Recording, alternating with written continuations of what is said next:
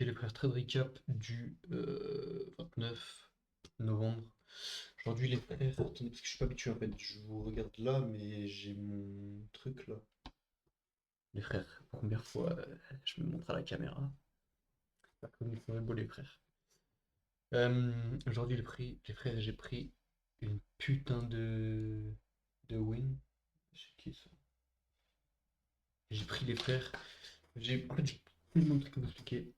Déjà, je suis devenu rentable les frères. Je le sais. Peut-être que dans mon trading, genre en mode, je suis pas encore rentable, comment dire? Je peux pas dire que je suis encore rentable avec les sous, quoi, avec l'argent que je fais, mais je suis rentable dans ma tête en fait. Et c'est le plus important. Parce que je suis rentable dans ma tête. En fait, j'ai compris tellement de trucs, je veux expliquer de A à Z ce qui s'est passé. En gros, j'étais sur Funded Next, ma profile Funded Next. En fait, je me suis rendu compte que les graphiques qu'il y a là, en fait, c'est pas les bons. Genre, comment dire, c'est mon MetaTrader de Funded Next. En fait, c'est pas les mêmes graphiques que j'ai sur TradingView. En fait, vu que je suis en CFD, il y a plein de graphiques en fait sur le Nasdaq et sur le S&P. Et du coup, ça m'a cassé les couilles en fait. Je me suis dit, mais mes frères, c'est juste, ça me pète les couilles en fait de pas avoir les mêmes graphiques.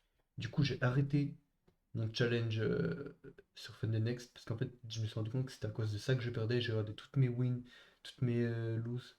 En fait, j'ai compris que frère, c'était juste les graphiques en fait. Les graphiques, ils affichaient pas pareil. Et frère, c'était, j'entrais trop bizarrement, je mettais mes BE trop bizarrement et je me faisais exploser juste à cause de ça. Donc, je suis parti de Funded Next. J'ai toujours mon compte, mais je n'y retournerai plus jamais, je pense. Et je suis passé sur Top Step, les gars.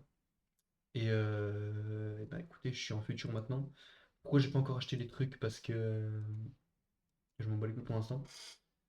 J'y achèterai lundi parce que lundi c'est. Je sais pas, c'est lundi, frère. C'est juste comme ça, j'avais pas envie d'acheter aujourd'hui. Et parce que c'est. Je crois que c'est toutes les semaines ou je sais plus quand. On va dans ensemble, les frères. Je sais plus si c'est tous les mois ou toutes les semaines. Politique, facturé chaque mois. Bref. En gros, semaine prochaine, on est le 1er décembre, donc voilà, moi je serai facturé toutes les semaines. Mais j'ai pas envie de d'être facturé le vendredi, j'ai envie d'être facturé le lundi. Bref, j'ai pris un trade sur le Nasdaq, les frères, et ça s'est très bien passé, vu que je suis passé en futur. Et que d'ailleurs, oui, c'est pour ça que j'ai pas acheté encore. Parce que j'ai les graphiques sur Top Step. Du coup, j'ai pu regarder sur Top Step. C'était plus simple. Et j'ai pas à payer direct. Donc, j'ai pris un trade sur le Nasdaq. Vu que je suis sur un compte à 100 000, je ne monte pas les frais, je fais beaucoup d'argent. Mais il faut pas trop que j'en fasse parce que j'ai une règle sur Top Step. En gros, il faut pas que je fasse plus de 50% du profit. Donc, moi, l'objectif de profit, c'est 6 000 balles. Donc, 6%. En gros, en un trade, il faut pas que je fasse plus de 3% pour pouvoir valider la profit. Du coup, aujourd'hui, j'ai pris. Attends, je vais regarder mon MetaTrader. Enfin, mon Top Step parce qu'il n'y a pas de MetaTrader. Ouais, c'est ça. J'ai pris 2300, donc en gros 2,3%. Donc c'est carré, franchement. Je suis content. J'ai pris 2,3%. Qu'est-ce que je voulais dire d'autre? Je sais plus. Ouais, je sais plus la tête. Mais bref, euh, on va passer en revue le trade que j'ai pris. Donc c'était sur le Nasdaq, pas sur le S&P, mais le S&P va nous servir, vous allez voir. Donc on va commencer à regarder les liquidités qu'on avait en 4 heures. Il y avait tout un tas de liquidités, les frères. D'ailleurs, mon billet quotidien. Attendez, je vais terminer. Excusez-moi. Mon billet quotidien, il était haussier. C'était obvious au moment, c'était trop logique de vous expliquer pourquoi. Tout simplement parce que, regardez, si on met l'équilibrium de ici à ici, on peut voir que l'équilibrium était juste là et qu'il n'était pas encore touché. Donc je me suis dit, ok, si l'équilibrium se fait toucher, euh, je vise pour un long, et s'il n'est pas touché, ben, je verrai le marché. Et aussi, c'est parce que sur le S&P, l'équilibrium était déjà touché. Donc, obviously, je me suis dit, c'est sûr, ça va aller sur un long. Bref, en 4 heures, on avait cette liquidité-là, celle-là, celle-là, celle-là. Et celle-là tout en bas, mais je vais pas noter parce que je savais que ça allait pas aller jusqu'en bas là. En 1 heure, on avait celle-là, celle-là, ça c'était l'équilibrium. Et après voilà, on avait toutes les liquidités qu'il y a là. Le prix n'a pas sweep la liquidité, mais je vais expliquer pourquoi. Du coup, j'ai pris quand même position. Voilà. On ouvre juste là, voilà, tac. Donc on a balancé un peu comme ça. Juste avant, on a commencé à faire une baisse en pré-market. On a tapé l'équilibrium, on a direct fait une rejection, on a direct rejeté. Et je me suis rendu compte qu'on a fait une SMT divergence sur la candle de 14h45 et de 15h30. Et là, de 15h40, de 14h45 et 15h30. Donc la SMT divergence, elle était favorable au Nasdaq, donc forcément, bah, je me suis dirigé vers le Nasdaq, les frères. C'est logique. Je sais pas si vous avez tous fait ça. Ça, je sais même pas s'il y a un mec qui va regarder la vidéo, mais vous avez capté quoi. Bref, je voulais regarder pour un long directement, donc je me suis dit, ok, j'attends qu'il y ait une break of structure. J'ai vu une break of structure juste là, plus un fairway gap là. Je voulais qu'il soit retest, euh, parce que je pense qu'il allait être retest en vrai. Et il n'a pas été retest, et regardez, on a fait une break of structure à la base juste là. Donc je me suis dit, ok, ça c'est ma 5 minute trace. Regardez parfaitement. 5 minute trace, ce que j'attendais. Maintenant, je suis parfaitement en stratégie, les frères. En fait, depuis que j'ai su ma stratégie, je suis devenu trop fort, les frères, vraiment. Même mon backtest en tout, je suis devenu trop fort. Bref, on a break la structure ensuite là-haut. Mais, je suis rentré. Normalement, je suis rentré là, mais j'ai close mon trade en fait, parce que je savais pas comment on se servait de top step au début. Et donc, j'ai direct close mon trade parce que j'ai fait de la merde. J'avais mis trop de risques, pas fait exprès. Du coup, je suis rentré juste direct après. Et en gros, pourquoi j'étais rentré là alors qu'on n'avait pas encore break la structure? C'est parce qu'on avait ce Fairway Gap là. Je me suis dit, ok, si on l'inverse, je peux prendre un long parce que pour moi, un inversement de Fairway Gap, ça équivaut à une break en structure. C'est pour ça que j'étais rentré là de base. Mais du coup, je suis rentré juste là et on a bien break la structure. J'ai mis mon stop juste là, juste en dessous de ce lot là, à peu près genre comme ça. Tac. Mon premier TP, c'était. On va aller voir ça. Je sais plus ce que c'est. Je crois que c'était. Voilà, mon premier TP, c'était un order block en 15 minutes. Juste là, ça, pour moi, c'est un order block. Je sais que normalement, c'est tout le mouvement là, mais pour moi, c'était ça, quoi. Ça, cette ligne rouge, c'était pas un TP, c'était un potentiel reverse. Donc je me suis dit, ok, ici, il y a potentiellement un reversement de marché. Du coup, j'ai pris des bénéfices là, et j'ai pris des bénéfices sur ce high là.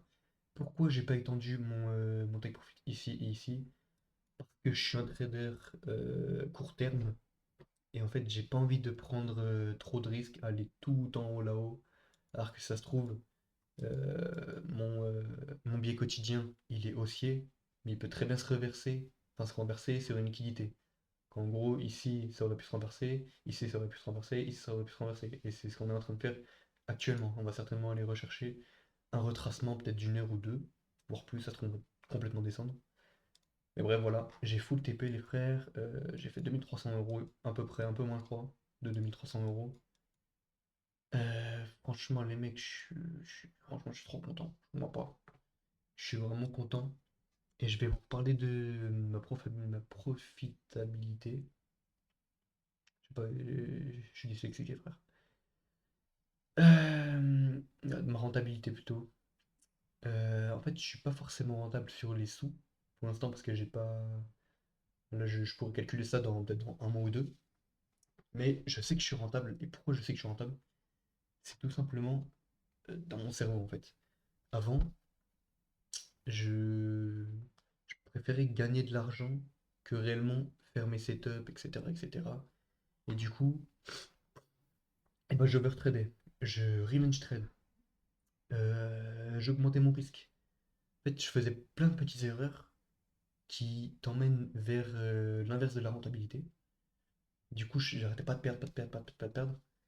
Et depuis que j'ai reset un peu mon cerveau et que j'ai suivi mon risk management, j'ai suivi mes stratégies, j'ai pas pris de trade pendant qu'il y a un price action de merde, ou alors que je vois pas mes setups et tout, et ben en fait, je suis juste devenu trop fort. En fait, c'est tout simple la rentabilité. C'est juste, c'est la psychologie, les frères. C'est juste la psychologie qu'il faut que vous améliorez. Je sais que ça peut paraître fou que je dise ça, que je suis rentable et tout, parce que voilà, il y a 2 semaines, je puais la merde. Mais en fait, je me suis dit, ça y est, frère.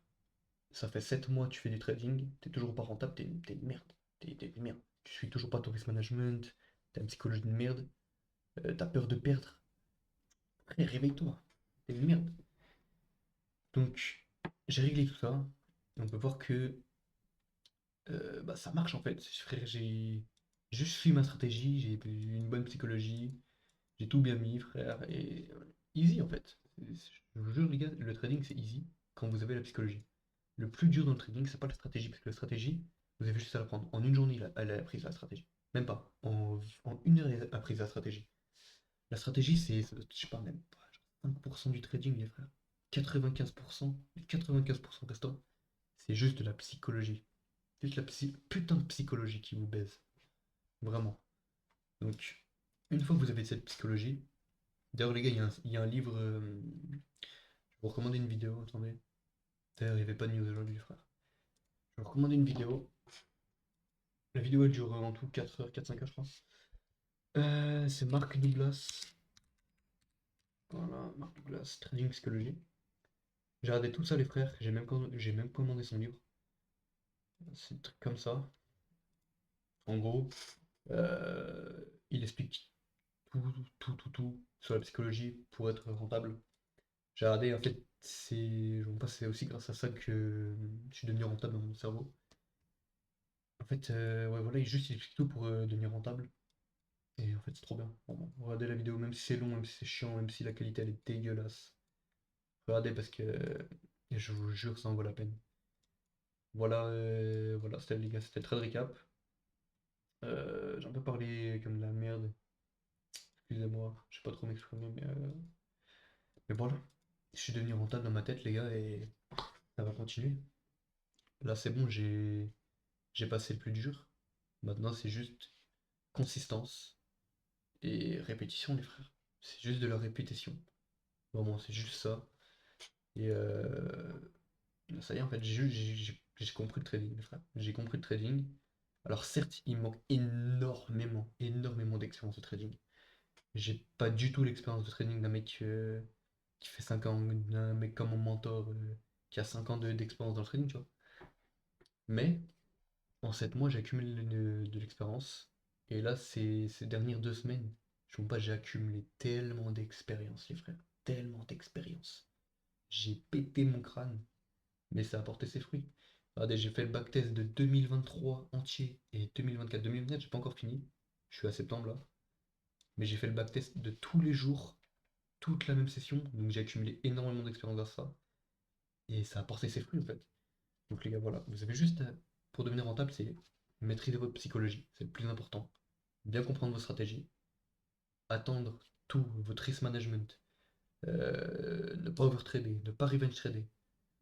Suivez votre stratégie à 100% et vous verrez que vous y arriverez. Vraiment. Mais le plus important aussi, c'est donc la psychologie. Et le deuxième truc le plus important, c'est juste l'expérience, les gars. Si vous passez 15 minutes sur le marché, si vous venez juste à l'ouverture de la session de New York, que vous tradez et que vous partez, bah, ça sert à rien en fait. Juste, vous allez prendre des trades, ok, mais vous n'allez pas apprendre derrière. Plus vous passez de temps sur les graphiques, plus vous backtestez, plus vous acquisitionnerez, je sais pas quoi là, de l'expérience. Et c'est comme ça qu'on devient rentable, les frères. Donc voilà, c'était la première vidéo Facecam, les frères. J'espère que ça vous a plu. J'espère que j'en ferai plus tard.